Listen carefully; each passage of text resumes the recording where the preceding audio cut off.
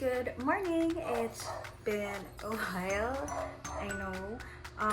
Today is January 25. It's a Monday, and by the way, I'm filming using my iPhone because lobat yung camera ko. I decided to film today because I am waiting for two packages, one of which I will be unboxing today. Isa sa mga packages is yung shelf, yun nga. I'm planning to put it here sa living room because it's too empty. Yung TV na nandito before, inakit na namin sa kwarto ko. And yun. And I have a lot of books na hindi nakasya sa taas. I'm planning to put all the books sa shelf na binili ko. And then probably I'll do a time lapse building the shelf and then the decorating part, probably sa ibang video. And yun, the other package naman, I won't be unboxing it today because clothing rack, two-pole siya. You'll see it probably once i-unbox ko siya in another video. Here, yun yung TV dati, inakit na sa taas. This one would go upstairs once it's fixed. Diyan ko balak ilagay yung shelf. And then, malalaki yung books ni Bien. Those are accounting books. Iilan sa accounting books na meron siya. Yung iba na sa taas. This one, I also need to fix this because ang clutter tignan. Ayan. Excited na ako. And then we're planning to buy a bigger TV so that just in case pwede na magbisita or just in case my mom decided to come over, she can watch TV here. And yun. Sorry. I just had my breakfast. So yun lang naman. I'm really excited to unbox and build the shelf with you guys. Probably I do a time lapse. See you the next clip pag dumating na yung package. Bye!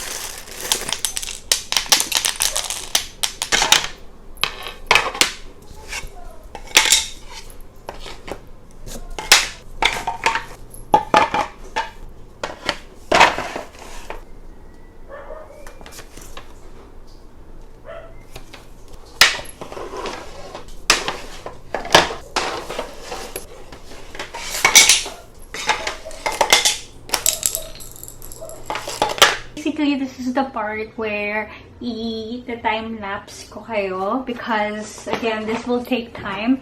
I just want to make sure that everything is sorted out and I have the right pieces and the right amount kung tama ba yung bilang ng mga kahoy na meron ako. So, yun. And I also do apologize just in case hindi ako nakafocus. Enjoy!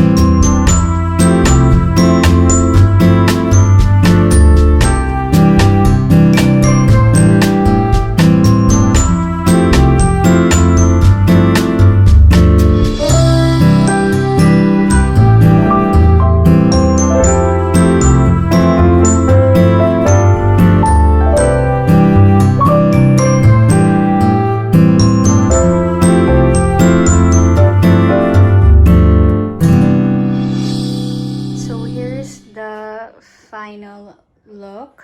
And I'll do a separate video wherein I redecorate this part because I'm still waiting for some of the decor that can go with the shelf, and yung order kasi ako ng mga figurines.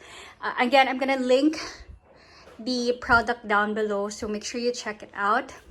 Just make sure na when you build this, be careful as much as possible, less mistake, kasi the more you screw in and then the more na tinatanggal, balik tanggal yung screw, mas lumuluwag yung kahoy. And you have to remember, this is just a laminated wood. So, hindi siya kasing sturdy na nabibili sa mall. And again, it's cheap. It's, I think, less than 1,000 pesos.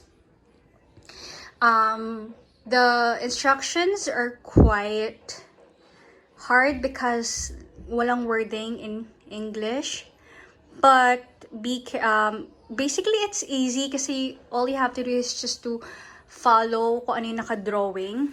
And I didn't know this at first, but may number siya. So, for instance, it's 1, 2, so on and so forth. So, yun. See you sa susunod na video.